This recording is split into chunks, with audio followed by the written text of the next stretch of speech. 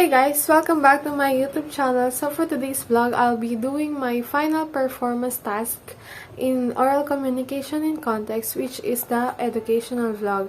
And I prepared some 10 rules on how to use social media responsibly. So without further ado, let's get started. First rule is keep your information safe and secured. This rule is very important because it talks about your information and everything about yourself. You have to be careful when giving your information in any social media platforms because it can lead to incidents such as online grooming, fraud, stalking, and more. And in my opinion, you should never give out your personal information, especially to strangers. The internet is a huge place. Although it may seem to be safe, you must be cautious as there is always threat and scams that you may encounter. So the second rule is obtain permission. Permission is often required because of intellectual property law that protect creative works such as text, artwork, or music. If you use a copyrighted work without the appropriate permission, you may be violating or infringing the owner's right to that work. And I remember that I have an experience in this rule because I created a video, a PE video, and I used a song without any permission. That's why I got copyrighted, and I don't know what to do because I'm not familiar with the law when it comes to copywriting rules like that. That's why I asked my classmate to teach me on how to post a video without being copyrighted, and she teaches me on how does it work. The third rule is password diligence. This rule is the most important rule because using the same password or using weak password can leave you vulnerable to hackers. And if a hacker cracks your passwords, they could gain access to your social media accounts, bank accounts, emails, and other sensitive accounts that hold your confidential personal data. So the fourth rule is clear your browsing data.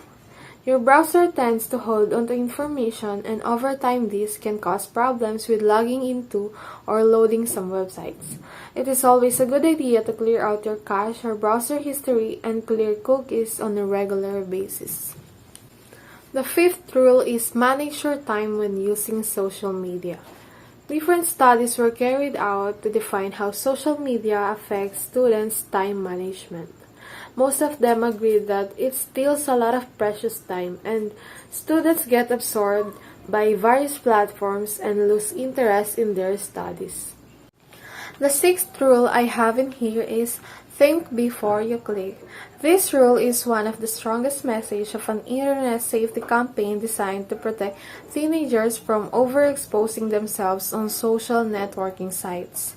Because once you upload a picture to the internet, you have lost control of it because it can be copied, it can be altered and displayed in different contexts without your consent. The seventh rule is always check your grammar. In a world where conversations happen through vlogs, tweets, and Facebook posts, using a proper grammar is important as it reflects back on the writer and the business he or she is representing. If you want to keep your readers and continue the conversation, it is very important to use proper grammar to avoid looking silly. So the eighth rule we have is be careful on what you share. We have to be careful on what we share through our social media accounts because you never know when something could come back and can ruin your life. While social media is great for keeping up with the family and friends, you can easily share too much on platforms such as Facebook and Twitter. The ninth rule is do not post when you are emotional. If you are angry, sad, or sort of negative emotion, it's not the right time to post on social media. Most of the time, people post in the heat of the moment and it can only exaggerate a situation or gives people a negative perception of the person who is posting. Just take a deep breath and take a moment before you post it on social media. The last rule we have is Spread love, not hate. It seems that people who spread love are more likely to take care of themselves and others by adopting healthier lifestyles. It can attract others to you when you spread the love comes back to you many times over through loving relationships. And that's all for today. Thank you for watching my vlog and I hope you like it. See you in my next vlog. Bye!